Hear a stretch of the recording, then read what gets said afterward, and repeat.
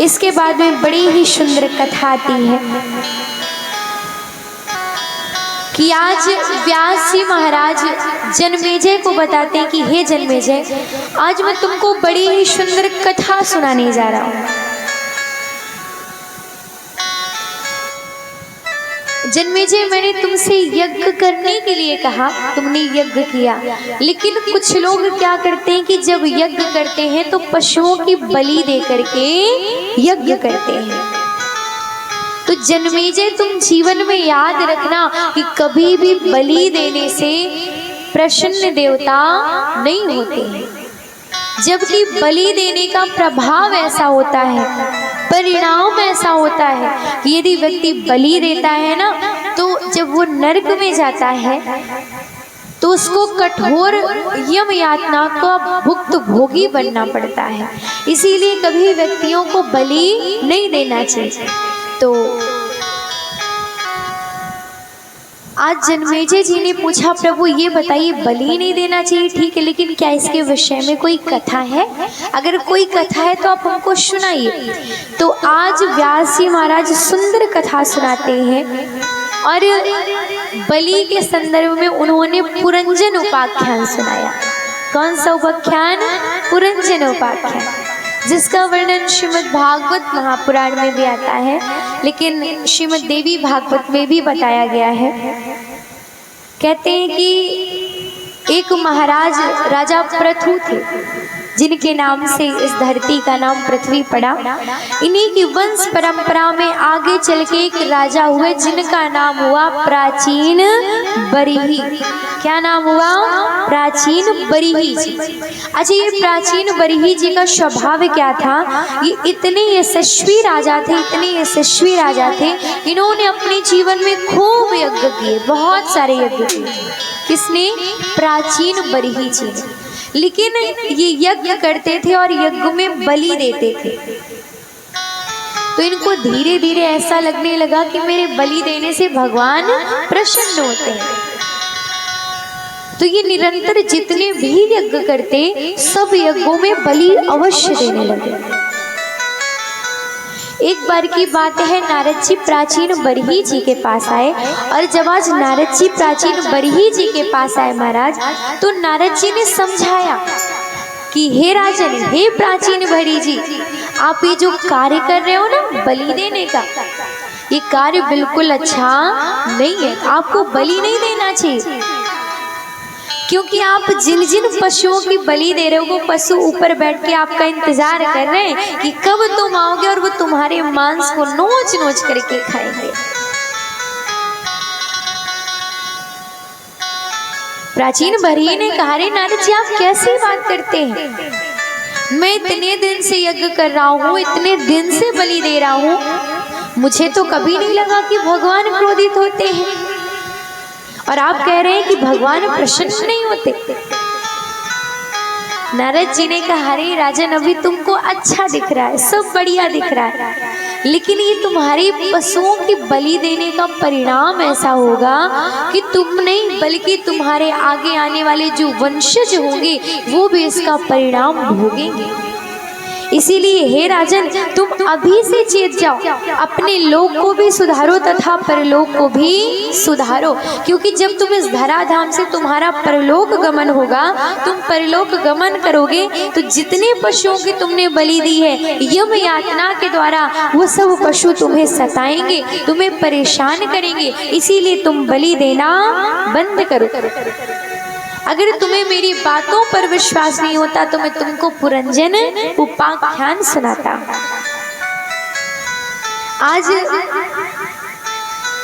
नारद जी महाराज ने प्राचीन बरिही को पुरंजन उपाख्यान सुनाया है। कहते हैं, हे राजन, पूर्व काल में एक पुरंजन नाम का राजा था, जिसका अविज्ञात नाम का एक सुंदर मित्र भी था। किस नाम का? अविज्ञात नाम का। और वह राजा अपने मित्र के साथ आनंद द्वीप में रहता था। कहाँ रहता था? आनंद द्वीप में। और वो दोनों मित्र अपना आध्यात्मिक जीवन बिताते थे। और जब तक दोनों का आध्यात्मिक जीवन था तब तक दोनों बड़े प्रसन्न रहते थे, खूब प्रसन्न रहते थे। लेकिन एक दिन की बात है, पुरंजन और अभिज्ञात घूमने के लिए गए तो पुरंजन जो है उससे उसका मित्र अभिज्ञात बिछुड़ गया, अर्थात खो गया। तो जब उसका मित्र खो गया तो आज उस पुरंजन को इस संसार की हवा लग गई। हवा लगने का अर्थ जैसे संगति का प्रभाव पड़ गया। कहते नहीं, जैसा खाओ वन वैसा हो मन, जैसा पियो पानी वैसी हो वाणी। सखा बिछुड़ा तो भाई जैसे आध्यात्म में रहते थे, आध्यात्म छूटा उसका। अब आध्यात्म छूटा तो उसने संसार को देखा, संसार के कार्यों को देखा, तो उसे संसार के कार्य बड़े अच्छे लगने लगे। जैसे कहते हैं ना, हमारे ऊपर संगत का असर पड़ता है। जिस शराबी का संग करेंगे तो शराबी बनेंगे, जुआड़ी का संग करेंगे जुआ खेलेंगे, और संतों का संग करेंगे तो हमको सत्संग सुनने के लिए मिल जाएगा। कहते हैं ना, संगति का प्रभाव पड़ता है। तो इसी प्रकार पुरंजन पर प्रभाव पड़ा संसार का, और ऐसा प्रभाव पड़ा कि उसका आध्यात्मिक जीवन छूट गया और वो निरंतर माया मोह में फंस करके रहने लगा। एक दिन वहां पुरंजन घूमता घूमता हिमालय के दक्षिण में भारत भूमि के एक कोने में सुंदर प्रदेश था जो पर्वत से घिरा हुआ था, और उस नगर का नाम था नवद्वारावती। और उसमें जो कन्या निवास करती थी, बड़ी ही सुंदरी कन्या थी, और वह कन्या अनेक पत्थरों से घिरे हुए नगर में रहती थी। इसीलिए उसकी कांति, जैसे कोई पत्थर आपने देखा हो, कुछ पत्थर चमकते हैं ना, तो चमकीले पत्थर होने के कारण जो कन्या की कांति थी ना, कन्या भी दूर से चमकती थी। आज पुरंजन चलते चलते गया तो उस कन्या के सौंदर्य को देख करके पुरंजन मोहित हो गया, और उस कन्या के पास जाकर के कहता है, हे देवी, क्या आपकी शादी हो गई है? क्या आपका विवाह हो गया है? तो उसने बताया, नहीं नहीं महाराज, मैं अविवाहिता हूँ, मेरा विवाह नहीं हुआ है। जैसे उसने कहा तो राजन बोलते कि मेरा नाम पुरंजन है, क्या आप मेरी पत्नी के रूप में, आप मेरी पत्नी बनोगी, मुझे अपने पति के रूप में स्वीकार करोगी? तो उस स्त्री ने कह दिया हाँ, और विवाह हुआ, जिससे वह स्त्री बन गई पुरंजनी। क्या बन गई? पुरंजनी। और महाराज पुरंजन अपनी पत्नी पुरंजनी पर ऐसा मोहित हुआ कि अब खाने बैठता तो पुरंजनी, आओ खाना खा लो, आओ भोजन कर लो, पुरंजनी यहाँ चलो, पुरंजनी वहाँ चलो, पुरंजनी ऐसा करो, पुरंजनी वैसा करो। और महाराज ऐसा मोहित हुआ कि आज जब उस पुरंजन का अंतिम समय आया ना, तो मरते समय भी वो अपनी पुरंजनी का स्मरण कर रहा है, अपनी पुरंजनी को याद कर रहा है। तो कहते हैं, व्यक्ति मरते समय जिसका स्मरण करता है उसका अगला जन्म भी उसी रूप में होता है। यम यम वापि स्मरण भावम तज्जन्ते कलेवरम तम तम वैति कौन्तेय सदा तद्भाव भाविता। तो पुरंजन ने किसका स्मरण किया मरते समय? अपनी पत्नी पुरंजनी का। तो एक स्त्री का स्मरण करने के कारण जब पुरंजन की मृत्यु हुई और अगला जन्म हुआ, तो उसका अगला जन्म एक स्त्री के रूप में ही हुआ। उसका विवाह हुआ, और विवाह के कुछ समय पश्चात दूसरे जन्म में जो विवाह हुआ था, पुरंजन स्त्री बना था क्योंकि, तो विवाह के पश्चात पति की मृत्यु हो गई। तो पहले की प्रथा थी ना कि पत्नी अपने पति के साथ सती हो जाती थी, प्रथा थी ना। तो महाराज आज क्या हुआ कि वो जो पुरंजनी थी, अर्थात जब स्त्री का रूप पुरंजन ने पाया, जो स्त्री थी, तो आज वो अपने पति के साथ सती होने जा रही थी। तभी उसका मित्र अविज्ञात आया और आज उसने रोका कि रुक जाओ, तुम्हारा ये कोई अस्तित्व नहीं, बल्कि तुम पूर्व जन्म के पुरंजन हो। तुम्हारी पत्नी का नाम पुरंजनी, तुम उसके माया मोह में फंस करके तुम्हारी ये दशा हुई है। तुम मेरे मित्र पुरंजन हो। हे मित्र, तुमने समय को ना देख करके तुम इस माया में मोहित हो गए, बल्कि वो जो पुरंजनी थी वो कोई और नहीं बल्कि इस मानव का शरीर जो 9 द्वारों का होता है, पुरंजन, उसी पर मोहित हुआ था। तो आज अविज्ञात ने बताया कि हे पुरंजन, तुम इस प्रकार माया में उलझ करके, माया मोह में फंस करके तुमने अपने पूरे जीवन को नष्ट कर दिया। अर्थात जब तक तुम आध्यात्म में रहते थे तब तक तुम सुख पूर्वक रहे, लेकिन जिस दिन से तुम्हारा आध्यात्म छूटा उसी दिन से तुम्हारी गति बिगड़ गई।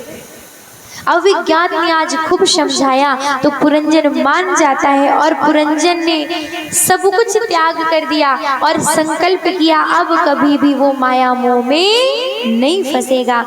बोले शिवा के बिहारी लाल की जय। क्योंकि इस संसार में जो मनुष्य की गति बिगड़ती है ना, तो वो माया में ही फंसता है, तभी गति बिगड़ती है। अच्छा देखिए, जैसे मनुष्य माया में फंसता है, इस संसार में जब मनुष्य का जन्म हुआ, जन्म लेते ही अनेक संबंध और व्यक्ति उन्हीं कर्तव्यों के साथ संबंधों को निभाते हुए अपने पूरे जीवन को व्यतीत कर देता है, लगा देता है और अंत में उसकी गति बिगड़ जाती। देखिए, अर्थ ये नहीं कि हम अपने परिवार का ही ना ध्यान दें, कर्तव्य ही ना निभाएं, कर्तव्य का पालन भी करना है, लेकिन साथ ही साथ ऐसे कर्म करने हैं कि ये माया हम पर प्रभाव ना डाल पाए। यदि माया हम पर हावी हो गई तो हमारा कल्याण होने वाला नहीं है। तो आज नारद जी ने प्राचीन बरही जी को समझाया कि हे प्राचीन बरही जी, देखिए किस प्रकार से पुरंजन मोहित हुआ और उसकी गति बिगड़ गई। इसीलिए हे प्रभु, आप भी बलि ना दें, अन्यथा आपकी गति बिगड़ जाएगी। नारद जी ने समझाया, नारद जी के समझाने पर वह पुरंजन मान जाता है। प्राचीन बरही जी मान गए और जब प्राचीन बरही जी माने तो प्राचीन बरही जी का कल्याण हो गया। बोलिए श्री जगदम्बा भवानी की जय हो, बोलिए अम्बा भवानी की जय हो। एक बार सभी भाव से बोले जय माता दी, जय माता दी, जय माता दी, जय माता दी। क्योंकि इस संसार में जो फल माँ का नाम लेने मात्र से है, वह फल अन्य किसी चीज में नहीं।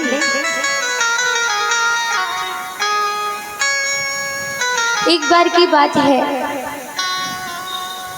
कि एक नगर में 4 भाई रहते थे। एक नगर में 4 भाई रहते थे, जिसमें से जो 3 भाई थे वो तो भगवान की खूब पूजा करते थे, खूब भक्ति करते थे, लेकिन एक भाई का जीवन ऐसा था कि उसने कभी भी अपने जीवन में माँ का स्मरण नहीं किया, भगवान की पूजा नहीं की। तो तीनों भाइयों को बड़ी चिंता हुआ करे कि इसने कभी माँ का नाम नहीं लिया, इसने कभी भगवान का स्मरण नहीं किया, पूजन नहीं किया, इसकी क्या गति होगी, इसका तो जीवन बिगड़ जाएगा। तो एक बार उस नगर में संत जी पधारे। वो तीनों भाई संत जी के पास गए। हे संत जी, हे प्रभु, हे नाथ, कृपा करें, हमारा एक भाई है जो कभी स्मरण नहीं करता भगवान का चिंतन नहीं करता, उनका नाम नहीं लेता। हे नाथ, उसकी तो गति बिगड़ जाएगी, उसका कल्याण होगा कैसे?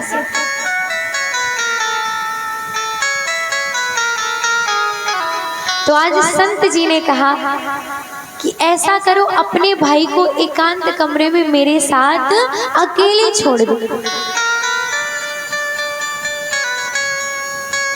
भाइयों ने छोड़ दिया। संत जी क्या करते हैं, उस जो चौथा भाई था तो उस व्यक्ति के हाथ बांध दिए, पैर बांध दिए और हाथ में एक लाठी ले ली। क्या लिया? लाठी। और कहा बोल भगवान का नाम। उससे कहा बोल भगवान का नाम। तो उसने कहा महाराज जी आप चाहे मुझे मार डालो लेकिन मैं भगवान का नाम लेने वाला नहीं हूँ। तो संत जी ने कहा बोल जय माता दी, बोल जय माता दी, तभी तेरे हाथ खोलूंगा, नहीं भोजन भी नहीं मिलेगा। तो उसने कहा मैं नहीं बोलूंगा, मैं नहीं बोलूंगा। अब संत जी एक ही रट लगाए, बोल जय माता दी, बोल जय माता दी, बोल जय माता दी। तो कुछ क्षण ऐसे जब बोलते रहे संत जी, तो उस व्यक्ति ने कहा मैं अपने मुंह से जय माता दी नहीं बोलूंगा। तो उसने क्या कह दिया? जय माता दी। जैसे ही जय माता दी निकला, सो आज संत जी ने उसके हाथ खोल दिए, पैर खोल दिए और कहा बेटा तुम्हारे मुख से जय माता दी निकल गया है, लेकिन इस पुण्य को कभी किसी को देना मत दो, क्योंकि तुमसे पुण्य तो हो गया। उसने कह दिया महाराज ठीक है। अच्छा, उसका पूरा जीवन बीता, अंत में उसकी मृत्यु हो गई। और जब मृत्यु हुई तो उसे यमलोक ले जाया गया। तो आज जब हिसाब किताब देखा गया तो दूतों ने कहा कि महाराज इसने पूरे जीवन पाप किए लेकिन एक पुण्य किया, इसने क्या बोल दिया है? जय माता दी। केवल एक ही पुण्य और जीवन में एक ही बार इसने जय माता दी बोला है। तो यमराज जी कहते हैं अब इसने जय माता दी बोला है तो भाई बोला है, पुण्य हुआ है तो उसका फल भी देना चाहिए। तो दूतों से कहा दूतों ये बताओ कि जय माता दी बोलने का फल क्या है? तो दूत कहते हैं कि महाराज हमें तो नहीं पता, ऐसा कीजिए आप ब्रह्मा जी के पास जाइए। तो आज महाराज उस व्यक्ति को पालकी में बिठाया गया। किस में बिठाया गया? पालकी में। अब एक भाई पालकी ढोने के लिए 4 लोग चाहिए। एक बांस को आज यमराज ने अपने कंधे में रखा, बाकी 3 दूत लग गए साथ में। पहुंच गए ब्रह्मा जी के पास। ब्रह्मा जी से कहा प्रभु ये बताइए एक बार जय माता दी बोलने का फल क्या है? ब्रह्मा जी ने बड़ी देर तक विचार किया, फिर कहते हैं मुझे पता नहीं ठीक से क्या फल है, चलो ऐसा करते हैं भगवान नारायण के पास चलते हैं, क्योंकि वो तो भगवती की आराधना करते हैं। तो आज जो दूसरा डंडा था ना उसको ब्रह्मा जी ने अपने कंधे पर रख लिया। अच्छा, भगवान नारायण के पास पहुंचे, पूछा भगवान नारायण ये बताइए एक बार जय माता दी बोलने का फल क्या है? भगवान नारायण ने कहा मैं करता तो भगवती का चिंतन हूँ, परंतु फल तो मिलता है, एक बार बोलने का क्या फल मिलता है ये मुझे नहीं पता। तो तीसरा डंडा भगवान नारायण ने रख लिया। अब पालकी पे वो भक्त बड़े आनंद के साथ बैठा है। अब वो किसके पास पहुंचे? भोले बाबा के पास। तो जब आज भोले बाबा के पास पहुंचे, पूछा प्रभु ये बताइए एक बार जय माता दी बोलने का फल क्या है? तो भोले बाबा ने कहा फल तो मिलता है लेकिन एक बार बोलने का क्या फल? ऐसा करते हैं हम सभी भगवती के पास ही चलते हैं। तो एक डंडे को यमराज जी ने रखा, एक डंडे को ब्रह्मा जी ने रखा, एक डंडे को नारायण जी ने रखा, एक डंडे को भोले बाबा ने रख लिया। चारों लोग मिलकर के पालकी ढो रहे हैं और वो व्यक्ति पालकी पे बैठा हुआ। अब किसके पास पहुंचे? भगवती के पास। भगवती से कहा हे माँ भगवती, इस व्यक्ति ने पूरे जीवन भर पाप किया लेकिन इसने जीवन में एक पुण्य कर दिया, एक बार केवल जय माता दी बोल दिया। तो मैया कृपा करके ये बताइए कि एक बार जय माता दी बोलने का फल क्या होता है? तो मैया जोर जोर से हंसी। मैया ने कहा हे देव, आपको अभी तक नहीं चल पाया, इस व्यक्ति ने एक बार जय माता दी बोला और आप चारों देव मिलकर के इसे अपने कंधे पे ढो रहे हो। अगर इसने जीवन भर जय माता दी बोला होता तो क्या होता? बोले भुवनेश्वरी मैया की। तो कहने का अर्थ ये है माँ कृपा करती हैं, लेकिन उनकी कृपा अगर हम नाम लेंगे तो तुरंत प्राप्त हो जाएगा। केवल एक बार नाम लेने से देखिए किस प्रकार कल्याण हुआ। और हम सभी जब निरंतर जीवा से नाम गुनगुनाएंगे तो समझिए कितना ज्यादा कल्याण होगा। एक जय माता दी बोलने का फल की चारों देवताओं ने मिलकर के पालकी ढोई। और हम सभी जब जीवन पर्यंत जय माता दी बोलेंगे तो फिर सोचिए, विचार कीजिए कि कितना बड़ा पुण्य मिलेगा। और यह संसार का सबसे बड़ा सत्य है कि इस संसार में यदि हमारा कोई कल्याण करने वाला है, यदि हमारे कोई कष्टों का हरण करने वाला है, तो वो केवल और केवल माँ भगवती हैं। उनके सिवा कोई भी कष्टों का हरण नहीं कर सकता है। बोलिए भुवनेश्वरी मैया की जय हो। आइए थोड़ी देर माँ का ध्यान करेंगे, फिर आगे कथा में प्रवेश करेंगे।